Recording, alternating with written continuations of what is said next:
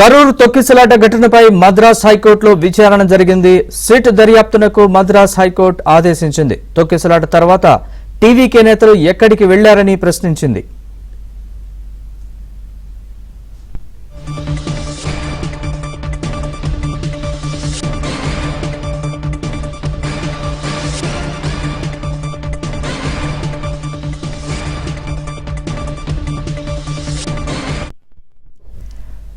కరూర్ తొక్కిసలాట ఘటనపై మద్రాస్ హైకోర్టులో విచారణ జరిగింది.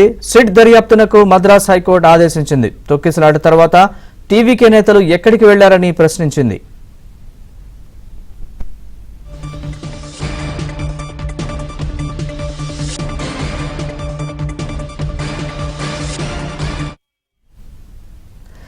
కరూర్ తొక్కిసలాట ఘటనపై సిట్ దర్యాప్తుకు మద్రాస్ హైకోర్టు ఆదేశించింది. ఇదే అంశానికి సంబంధించిన పూర్తి వివరాలు మా ఇన్పుట్ ఇన్ఛార్జ్ శ్రీహరిని అడిగి తెలుసుకుందాం. శ్రీహరి, చెప్పండి పూర్తి వివరాలు. సో ఏదైతే కరూర్ లో టీవీకే పార్టీ అధినేత విజయ్ ప్రచారానికి వెళ్ళినప్పుడు ఆయన ఏదైతే తొక్కిసలాట జరిగింది, దాదాపు 40 మందికి పైగా మరణించారు, చాలా మంది తీవ్రంగా గాయపడ్డారు. సో ఈ వ్యవహారానికి సంబంధించి ప్రభుత్వం సీరియస్ అయింది. వెంటనే కూడా దీనిపైన దర్యాప్తు చేయాలని చెప్పి నిర్ణయం తీసుకుంది. అయితే టీవీకే పార్టీ సంబంధించినటువంటి ముఖ్య నేతలు విజయ్ ఈ ఎపిసోడ్ ను రాష్ట్ర ప్రభుత్వం విచారణ చేస్తే ఖచ్చితంగా ఇది తమకు ఉద్దేశపూర్వకంగా దీనిలో తమ పాత్రను లేకపోతే తమ పైన నిందలు మోపే ప్రయత్నం చేస్తారని చెప్పి ఖచ్చితంగా దీని వెనక కుట్ర ఉంది. కాబట్టి దీన్ని స్వతంత్ర దర్యాప్తు సంస్థ సిబిఐ చేత విచారణ జరిపేయాలని చెప్పి వీరు Madurai bench, Chennai high court Madurai bench లో పిటిషన్ దాఖలు చేశారు. సో దీనిపైన విచారణ సాగింది. సో ఈ నేపథ్యంలో ఏదైతే విజయ్ వేసినటువంటి పిటిషన్ ను కూడా తిరస్కరించింది హైకోర్టు. ఈ రాజకీయం చేయదలుచుకోవడం కరెక్ట్ కాదు.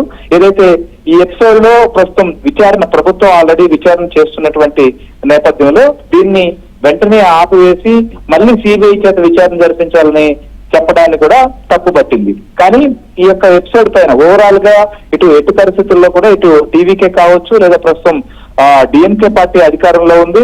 ఆల్రెడీ డిఎంకే టీవీకే కొల్లీడు వ్యవహరిస్తున్నారని చెప్పి మరొకరు కూడా పిటిషన్ వేశారు. విజయ్ సంబంధించినటువంటి పర్యటనలు, విజయ్ సంబంధించిన సభలు, ర్యాలీలు వీటికి పర్మిషన్లు ఇవ్వకూడదని చెప్పి కూడా ఇక్కడ పిటిషన్ దాఖలైంది కరూరు నుంచి.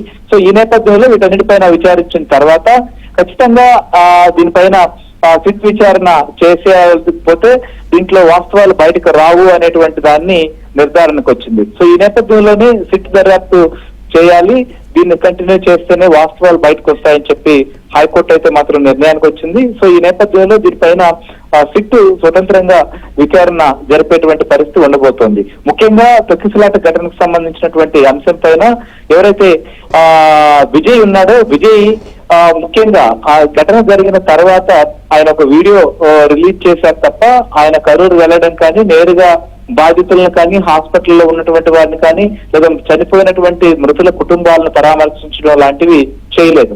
వీటిని కూడా తప్పు పట్టింది. అంతేకాదు ఆ యొక్క జరిగిన తర్వాత ఆ వెహికల్ ను సీజ్ చేయడం ఇలాంటివి కూడా జరగకపోవడం వంటి వాటిని కూడా కోర్టు తప్పు పట్టింది.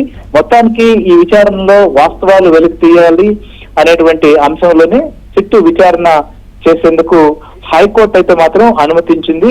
చూడాలి దీనిపైన విజయ్ కావచ్చు, టీవీకే పార్టీ ఎలా స్పందిస్తుంది, ఏంటి, వాళ్ళు ఏదైనా దీనిపైన ఇంకేమైనా అభ్యంతరాలు ఉంటే మళ్ళీ ఏదైనా న్యాయస్థానాలను ఆశ్రయించే అవకాశం ఉంటుందా, లేకపోతే దర్యాప్తు తర్వాత ఏదైనా ఉంటుందా కూడా చూడాలి.